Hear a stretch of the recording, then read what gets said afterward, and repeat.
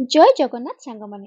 ଡୁଡୁଲକୁ school ଛାଡିବା ବାଟରେ ମୋର ନଜର ପଡିଗଲା ଏଇ କଅଁଳିଆ କଅଁଳିଆ କୋଶିଳା ଶାଗ ଉପରେ। ମୁଁ କଣ ଆଉ ଲୋଭ ସମ୍ଭାଳି ପାରେ, ଯୋଉଠି ଶାଗ ଦେଖିବି ସେଇଠି ପୁରା ଡିଆ ମାରିଦେବି।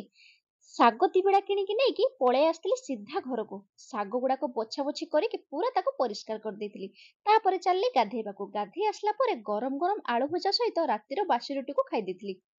ରାତିର ରୁଟିଟା ଖାଇବା ଦେହ ପାଇଁ ଭଲ ଯେ, ଏତେ ଖାଇ ଖାଇ ମନଟା ବୁଝିଲାନି ଯେ ପୁଣି ଏଇ ମୁସଲି ଉପରେ ନଜର ପଡିଲା। ସ୍ୱାମୀ କଣ ଖାଇବେ, ମୁଁ ତ ଶୁଖିଲା ଶୁଖିଲା ଖାଇକି ପକେଟଟାକୁ ପୁରା ସାରିଦେବି।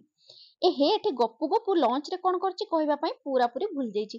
ଆଜି ଦିପହର ଖାଇବାରେ ବନେଇ ଦେଇଥିଲି ମୁଁ ଡାଲି, ଭେଣ୍ଡି ଆଳୁ ଭଜା, ଆଉ ଯୋଉ ଆଣିଥିଲି ଶାଗ ତାକୁ ଟିକେ ରସୁଣ ଦେଇକି ଭଲକି ତାକୁ ଭାଜି ଦେଇଛି।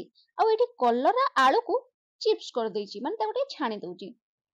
ତାପରେ ବାଢି ଦେଇଥିଲି ଡୁଡୁଲ ପାଇଁ ଆଉ ବାପାଙ୍କ ପାଇଁ। ଏଇଠି ବାପାଙ୍କ ପାଇଁ ବଢା ହେଇଛି, ଆଉ ଏଇଠି ଡୁଡୁଲ ପାଇଁ ବଢା ହେଇଛି। ତାପରେ ଚାଲିଲି ଡୁଡୁଲକୁ ଖୁଆଇବା ପାଇଁ। ତାକୁ ଖାଇବା ଖୁଆଇ ଦେଇକି ତାକୁ ଟିକେ ଶୁଆଇ ଦେବି, ତାପରେ ମୁଁ ଖାଇକି ନିଜେ ରେଷ୍ଟ ନେବି। ଆଉ ଏଇଠି ଡୁଡୁଲ ଉଠିଲା ପରେ ତାର ଷ୍ଟାଇଲକୁ ଟିକେ ଦେଖନ୍ତୁ ସାଙ୍ଗମାନେ।